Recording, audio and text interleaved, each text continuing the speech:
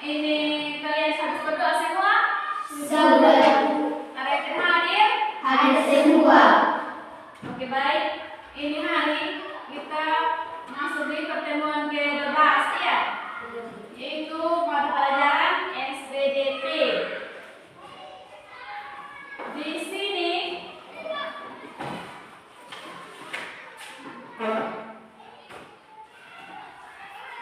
tujuan pembelajaran yaitu siswa dapat mengidentifikasi properti tali.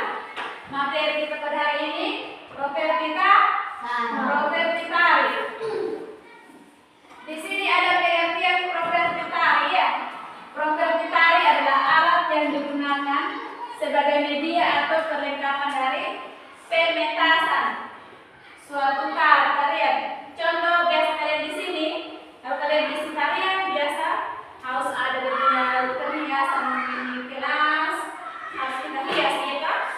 Terus juga ketika kalian mau menari, biasa kalian harus siapkan perlengkapan, mulai dari sarung, selendang, selempang, sisir junjung dengan gelang, anting. Jadi kalian harus persiapkan semua ya, supaya ketika kalian mau menari, kalian akan terlihat sangat cantik dan pantas untuk kita lihat. Ya. Nah, di sini penggunaan properti tari akan memberikan kesan keindahan sekaligus sebagai media untuk menyampaikan makna yang terkandung dari suatu tarian. Nah, di sini biasa kita menari kan? Kalau kita tidak ada gong, pasti kita pakai musik yang berbunyi gong. Nah, itu untuk menyampaikan makna yang terkandung dari suatu tarian ya. Oleh karena itu, properti tari harus dipersiapkan sebelum peragaan tari. Nah, biasa kalian di sini sebelum tampil untuk menari, pasti kalian latihan berulang-ulang. Bahkan kalau kalian sebagai peserta tari, pasti kalian bosan ya. Kalau kalian salah, satu orang yang salah dalam satu tim, ulang lagi. Salah, masih salah. Biasa kalian, kadang kami guru-guru ada selalu begitu ya.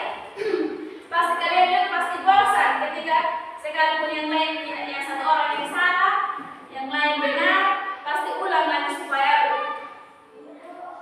kalau kalian tampil supaya kelihatan bagus dan supaya kompak. Biasa di sini yang ikut menari angkat tangan. Nah, pasti kalian bosan tidak kalau latihan ulang-ulang? Bosan tidak?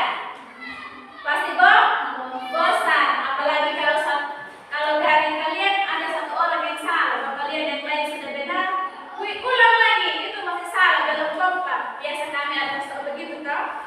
Nah, tujuannya supaya ketika kalian tampil, kalian akan terlihat dan punya makna ya, supaya berkesan itu dan kelihatan indah dan kalian kompak. Nah, di sini oleh karena itu properti tari harus dipersiapkan sebelum peragaan tari. Hal ini bertujuan agar peragaan karya tari berhasil dengan baik dan pantas untuk ditampilkan di depan orang lain. Nah, ini artinya ketika kalian dipilih untuk mengikuti sebuah tarian atau menari, pasti kalian akan berlatihan berulang-ulang tanpa jenuh ya.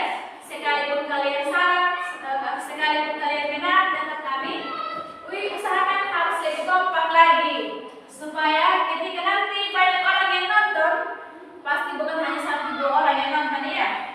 Apalagi kalau kita mau pentas di gereja, di ulang tahun sekolah, dengan perpisahan, pasti kalian akan banyak orang yang nonton. Bahkan kalian pasti banyak yang video. Nah, itu artinya peragaan tari berhasil dengan baik dan pantas untuk ditampilkan. Nah, ketika kalian melakukan setiap latihan menari dengan baik, ketika kalian sudah berhasil dan sudah pintar menari, itu akan berhasil dengan baik dan pantas untuk ditampilkan. Nah, kalian juga pasti bangga ya ketika kalian latihan menari, terus kamu banyak orang yang lihat, kalian tidak salah. Nah, itu adalah suatu kebanggaan buat kalian ya. Bangga tidak kalau kalian tampil menari di depan orang lain? Bangga. Pasti kalian kan pasti ketika ketemu teman-teman yang baru, pasti kalian cerita, wih, saya pernah menari. Kami ada berapa orang? Ada 4 orang, biasa 4 orang atau 6 orang ya. Nah, di sini berikut macam-macam properti tari. Nah, nomor 1 nama tarian properti tari. Tarian reog berarti dia punya properti reog. Contoh tari kipas pakarena berarti dia punya properti kipas. Tari piring dia punya properti piring. Tari kuda lumping berarti dia punya properti kuda lumping. Tari remong berarti selena ya. Tari payung berarti payung. Nah, di sini biasa kita menari pasti pakai orang punya lagu atau lagu Ananjar Riau, kita punya khas daerah ya. Nah, seputar materi di sini ada yang ingin bertanya? Kalian setuju semua? Sudah. Sudah? Mana?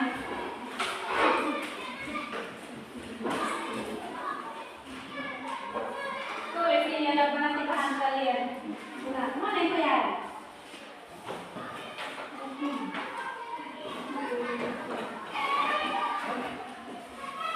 Seputaran materi di sini ada yang bertanya? Tidak ada. Atau ada yang masih kurang paham? Tidak ada? Berarti kalian sudah paham betul ya? Nah, usahakan ketika kalian pulang di rumah atau nanti ketika kalian dipilih untuk menari untuk isi acara baik di gereja, di sekolah atau di masyarakat, kalian harus tampil dengan baik ya. Harus latihan dengan baik supaya ketika kalian tampil kalian akan menampilkan yang terbaik. Pasti ada yang berbilang, wih ini yang ada sama Herlin siapa? Bukan ya? Wih anaknya siapa itu? Pasti bertanya begitu. Ketika kalian berhasil yang ditanya duluan bukan guru tapi orang tua terus dengan namanya kalian ya. Contoh kalau kalian pintar menari, wih ini anak SD Jawa Muli dong pintar menari semua ya. Pasti kalian punya nama ya. Dikenang bukan namanya guru-guru ya. Oke, materi kita sampai di sini. Selamat siang. Siang, Bu.